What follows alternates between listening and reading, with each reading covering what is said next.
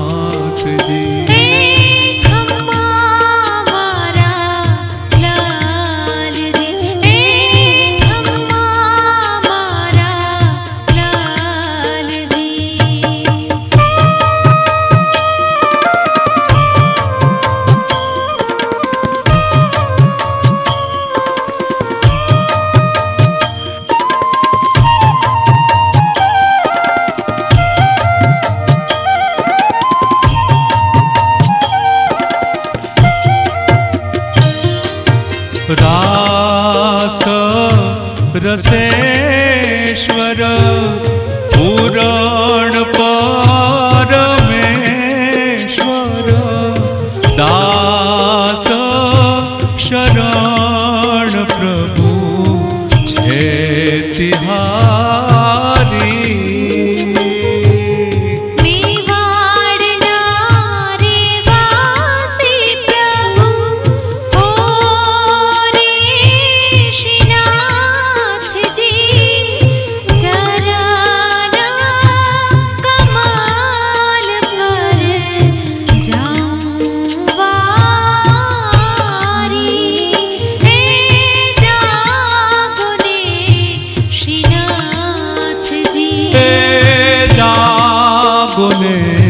श्रीनाथ जी खम्मा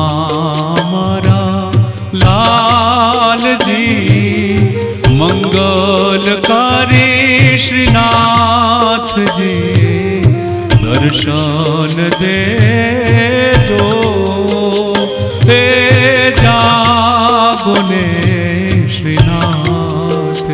હે ખમ્મા મારા લાલજી, હે જાગો ને શ્રીનાથજી. હે ખમ્મા મારા લાલજી.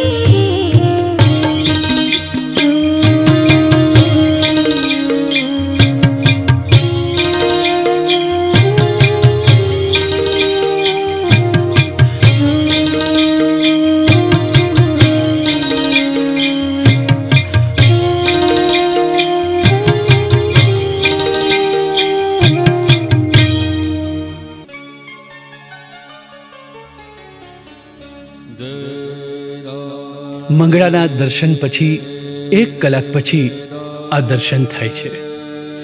પુષ્ટિ માર્ગીય સેવામાં શણગારનો અનેરો મહિમા છે અને લાલાની સેવામાં ભાવ વિભોર ભક્તોની ભાવુકતા અને સેવકની તત્પરતાનો અહીં અનેરો સંગમ જોવા મળે છે.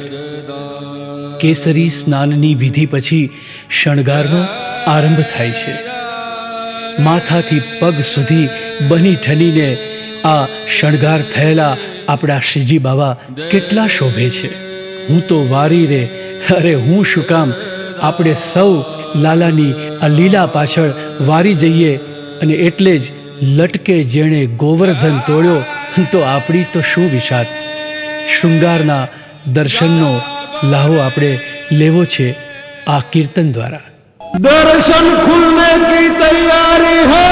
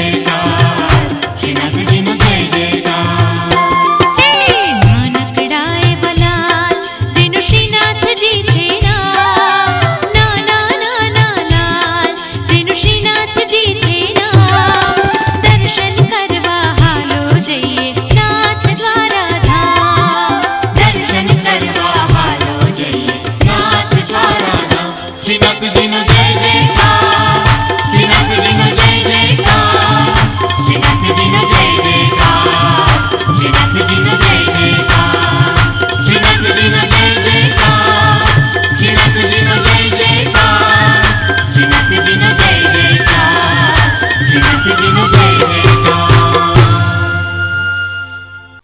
સ્ટુડિયો રિધમ રજૂ કરે છે ગોકુલ મેં આનંદ ભયો. હે નંદ ઘેરા નંદ ભયો જય કનૈયા અરવિંદ બારોટના સુરીલા સ્વરમાં ઓ હાથી ઘોડા પાલખી જય નટવર કનૈયા લાલાની સંપૂર્ણ બાળલીલાના દર્શન સાથે ગોકુલ મેં આનંદ ભયો. આજે જ વસાવો ગોકુલ મેં આનંદ ભયો.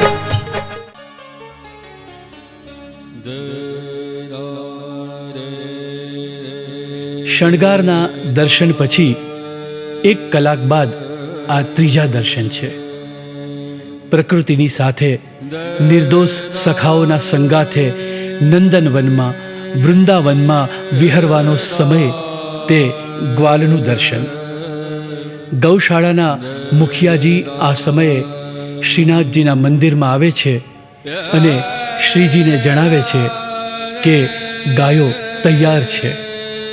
અને આ સમયે બાટી, સખડી, સેવના લાડુ, બાસુંદી અને દૂધનો ભોગ ધરવામાં આવે છે.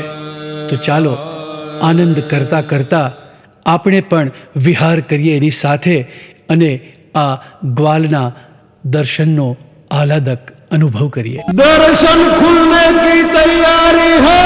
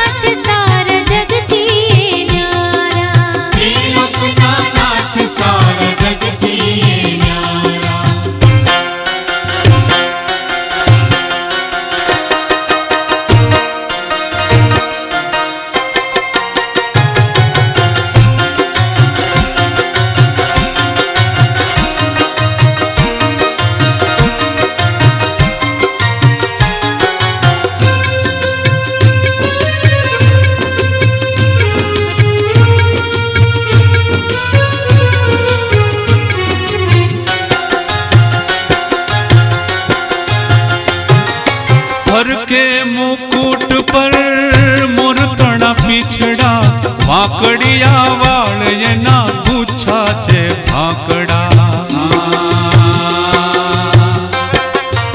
ઓ ફરકે મુકુટ પર મોરતણા પીછડા, વાંકડિયા વાળ એના ગુચ્છા છે ભાંકડા.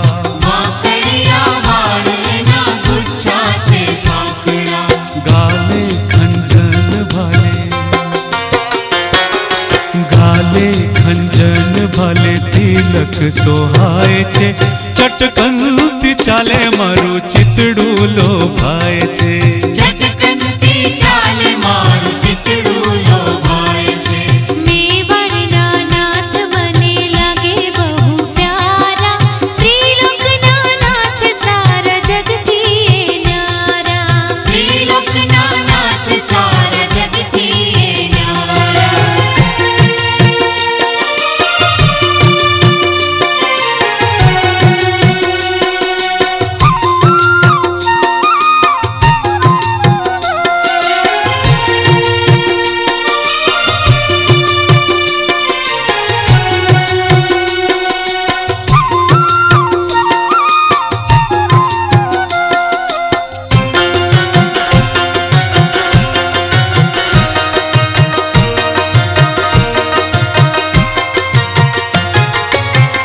અંગે ઉપરડોને પેલું પિતાંબર, વારી વારી જાઉં એની મીઠી નજર પર. અંગે ઉપરડો પેલું પિતાંબર, વારી વારી જાઉં એની મીઠી નજર પર. વારે વારે જાઉં એની મીઠી નજર પર. નીત નવા ફૂલડાની, ઓ નીત નવા ફૂલડાની માળા છે ડોકમાં. મહેશ બ્રહ્મર રસ લેવાલો ભાઈ છે. મહેશ બ્રહ્મર રસ લેવાલો ભાઈ છે.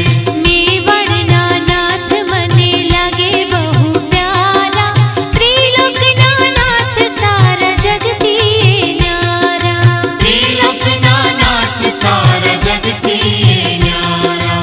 મેવાડના નાથ મને, મેવાડના નાથ મને લાગે બહુ પ્યારા, ત્રિલોકના નાથ સારા જગથી એ ન્યારા. ત્રિલોકના નાથ સારા જગથી એ ન્યારા. ત્રિલોકના નાથ સારા જગથી એ ન્યારા. ત્રિલોકના નાથ સારા જગથી એ ન્યારા. ત્રિલોકના નાથ સારા જગથી એ ન્યારા. ત્રિલોકના નાથ સારા જગથી એ ન્યારા.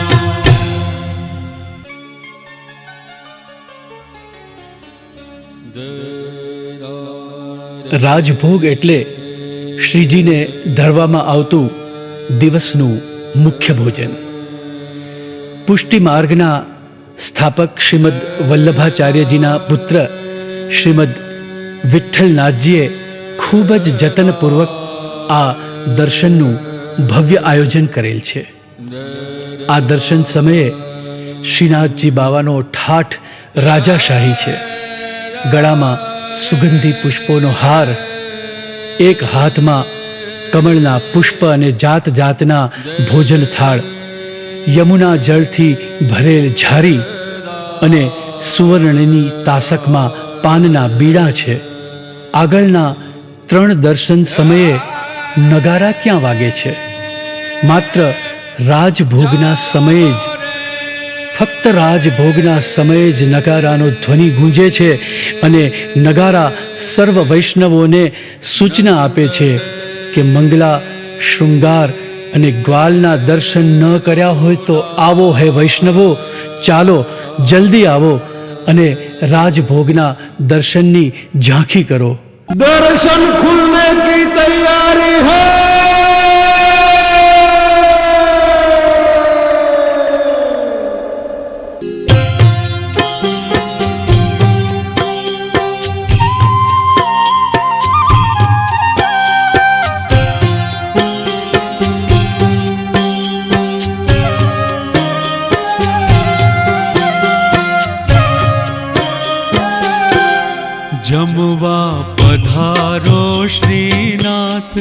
वैष्णव बोलावे पाड़ी साध कृष्ण कृपाला। आवो आवो श्रीनाथ जी प्यारा। जमवा पधारो श्रीनाथ वैष्णव बोलावे पाड़ी साथ कृष्ण कृपाळा। आवो आवो श्रीनाथ जी प्यारा। आवो आवो श्रीनाथ जी प्यारा।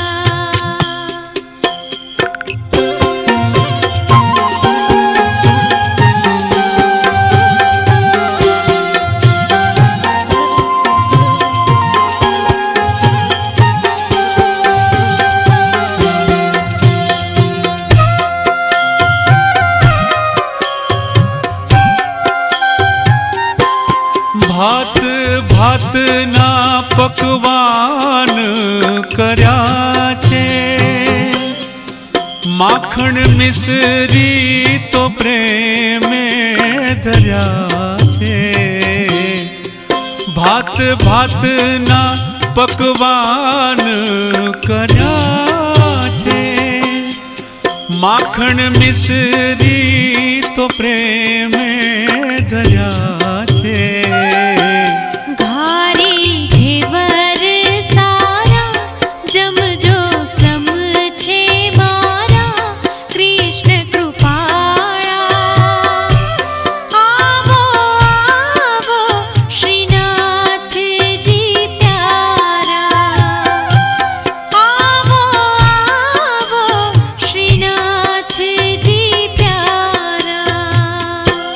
जमवा पधारो श्रीनाथ वैष्णव बोलावे पाड़ी साध कृष्ण कृपाला। आओ आओ श्रीनाथ जी प्यारा। आओ आओ श्रीनाथ जी प्यारा।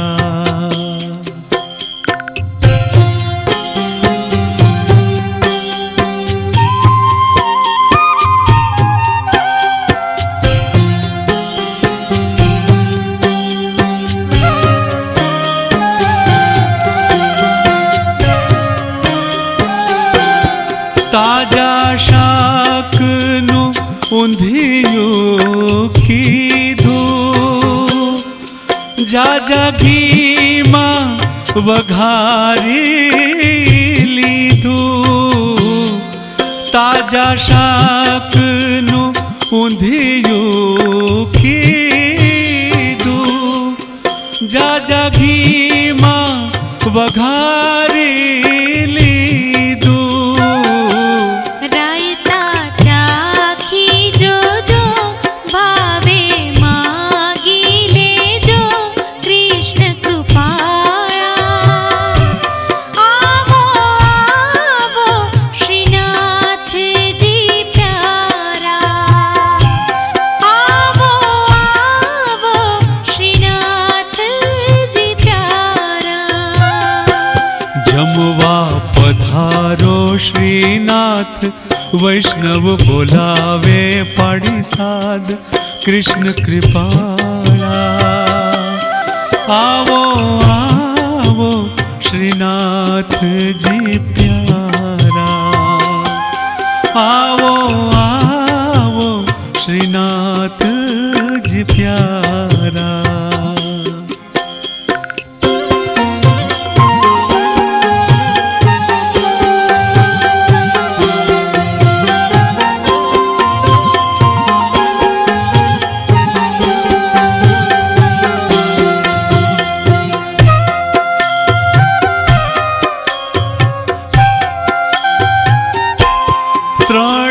पाखड़ीना भात में तो कीधा। केसर पट घी ना